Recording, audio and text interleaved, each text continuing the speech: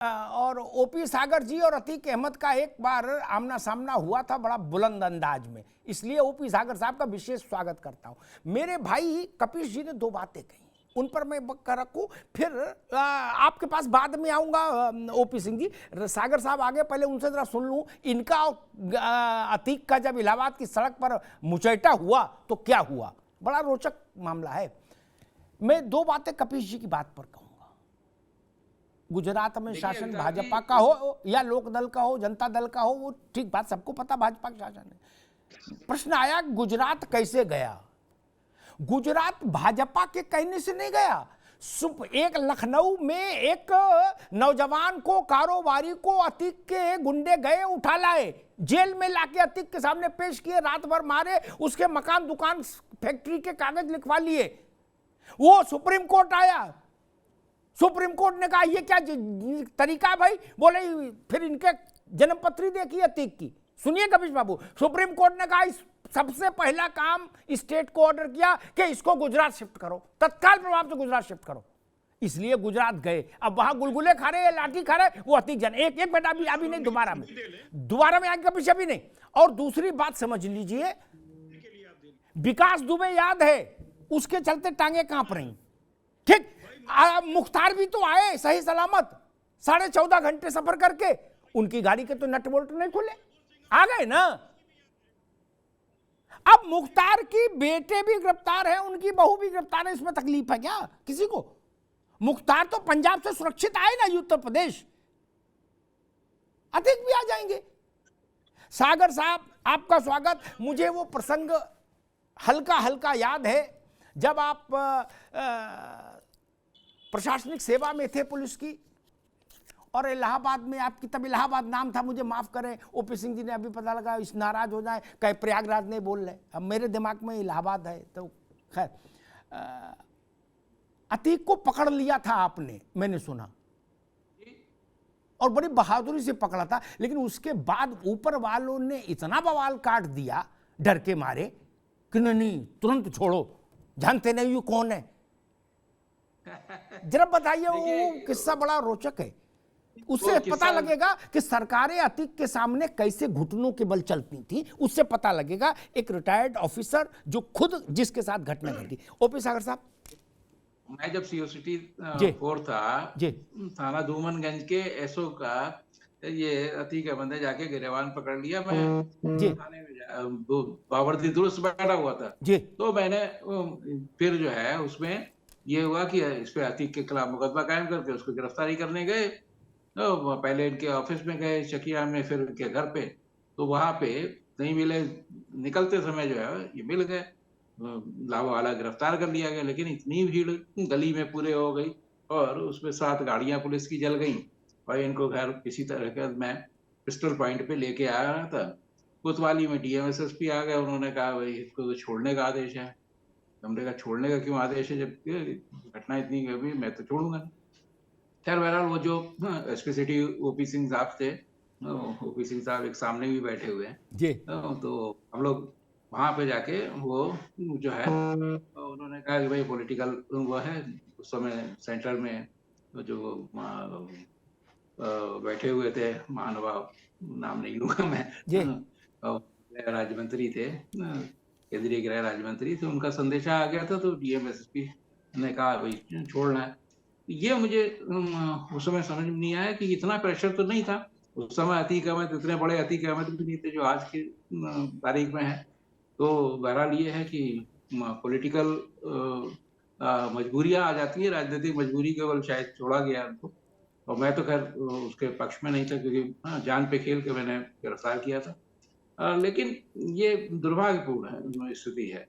मेरे ख्याल से ऐसे शायद ओपी सागर साहब इकलौते अधिकारी होंगे पुलिस के जो पिस्टल लगा के अतीक को सड़क से पकड़ के लाए हों, अकेले होंगे, बाकी किसी ने ऐसा करिश्मा किया नहीं, जान लीजिए शायद कोई नहीं है, कोई नहीं जो अतीक को पिस्टल लगा दे। उसके बाद जब मैं एसपी कौशाम्बी था एक दिन, और रात में ये 2:30 बजे मिल गए मुझे तो खैर इनकी गाड़ी की तलाशी ली, लेकिन अगले दिन मॉर्निंग में मालूम है तो वांटेड भी था, आराम से गिरफ्तारी हो सकती थी, लेकिन चूक गए।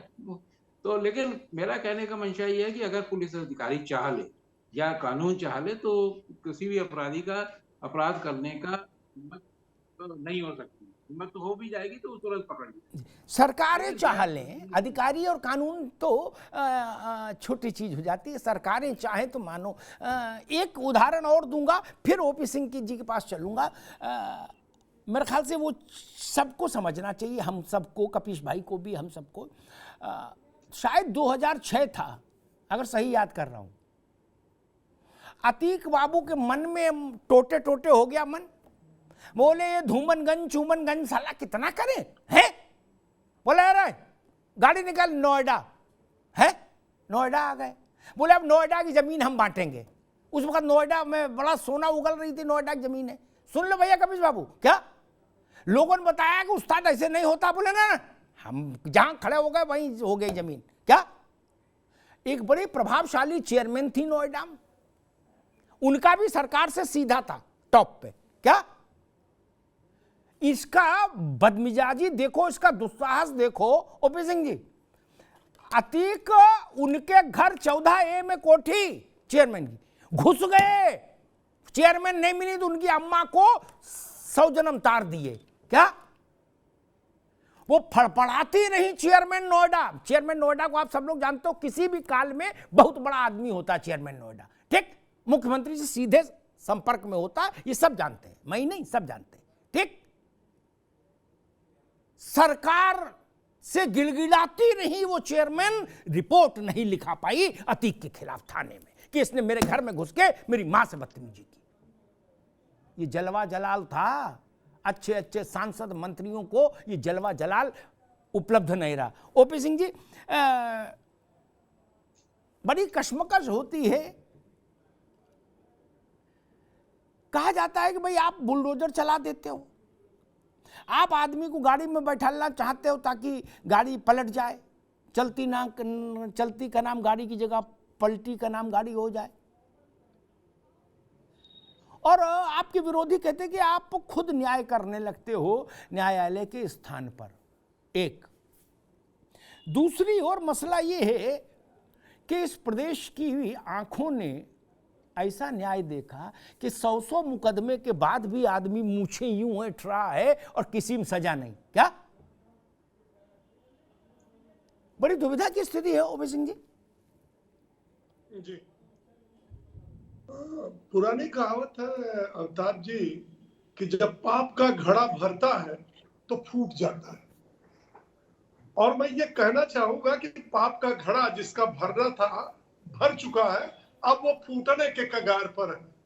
मैं बहुत कम समय में पूरी बातें मैं कहना चाहूंगा। आपको याद होगा 2017 का जब विधानसभा चुनाव आया तो उसके पहले तो कहते थे कि भाजपा 14 वर्षों से वनवास में है, लेकिन 2017 के जो चुनाव हुआ था वह 2 मुद्दों पर हुआ था।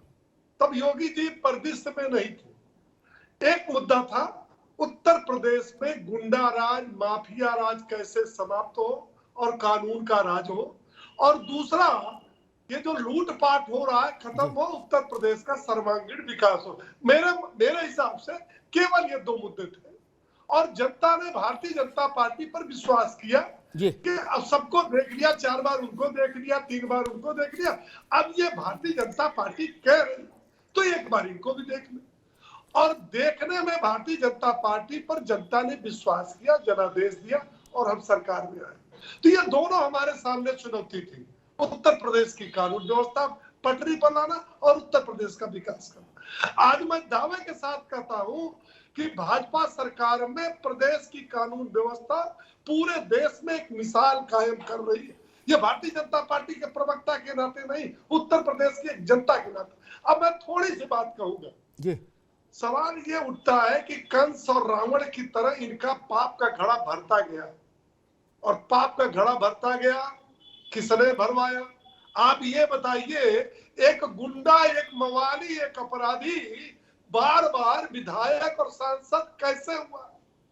कैसे उसके ऊपर फिरौती, हत्या, गुंडई के 100 से ऊपर क्रॉस कर गए, और कैसे पूरा परिवार दोनों का लिप्त हो गया? ये सब कुछ चीजें हुई। इतना ही नहीं हुआ अमिताभ जी, मैं गाजीपुर का रहने वाला हूं। मुख्तार अंसारी वहीं के हैं, इनके पिता और दादा से भी मैं जानता हूं इनकी संपत्तियां क्या थी। और मुख्तार भारतीय जनता पार्टी आने के बाद कितने अरबों की संपत्ति हुई है।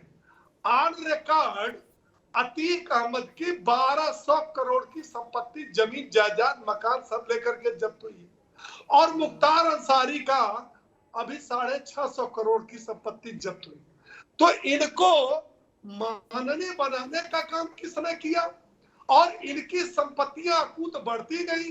और आप वो दिन, आप तो पुराने पत्रकार हैं ताब जी, वो दिन भूल गए जब समाजवादी पार्टी की सरकार में एक विधायक खुलेआम जीप पर चढ़ करके, और मतलब फिल्म में मैंने वो सीन नहीं देखा, फिल्म में नहीं देखा मैंने वो सीन, और किस प्रकार से दंगा मऊ में हुआ वो सीन मैं जब देखता हूँ टीवी का, वो मुझे याद आता है तो कहता हूँ कि हे भगवान, स्वतंत्र भारत के इतिहास में लोकतांत्रिक देश में यह भी सीन है। चल सब खत्म। प्रयागराज की जो घटना हुई, जिस तरह से दिन दहाड़े 3-4 बजे दिन में 2-2 सरकारी कार्रवाई लेके गनर, और जिस प्रकार से 8-9 लोगों ने ताबड़तोड़ गोली और बम चलाया और संदीप निषाद की और उमेश पाल की हत्या किया, एक और गनर जो है जीवन और मृत्यु के झूल रहा है। तो जानते क्या है, विपक्ष का ये लाजमी था सवाल उठाना कि उत्तर प्रदेश की कानून व्यवस्था ध्वस्त हो गई। एक सेकंड, उत्तर प्रदेश की कानून व्यवस्था ध्वस्त हो गई। यह उत्तर प्रदेश सरकार और पुलिस दोनों के लिए वास्तव में चुनौती थी। लेकिन विधानसभा के अंदर जिस दिन योगी जी ने कहा कि ऐसे माफियाओं को मिट्टी में मिला दूंगा, तो ये माफियाओं में भूचाल आ गया कि अब इस आदमी के कथनी और करनी में अंतर नहीं है। और इसने अगर कहा है कि मिट्टी में मिला दूंगा, तो ये निश्चित रूप से मिलाने का काम करेगा। और आप देखिएगा कि इनके पाप का घड़ा भर चुका है। मैं कोई भविष्यवाणी तो नहीं कर सकता, लेकिन अमिताभ जी आप ही के चैनल पर मैं फिर मिलूंगा और इन दोनों का साम्राज्य समाप्त होगा। लेकिन उत्तर प्रदेश की कानून व्यवस्था को लेकर के जिन लोगों ने हाय तौबा मचाई, आज उनकी क्या है? सदाकांत खान की हाथ मिलाते हुए ये बोल रहे हैं कहते हैं 15 मिनट से बोल रहे हैं। अरे रुकिए भाई।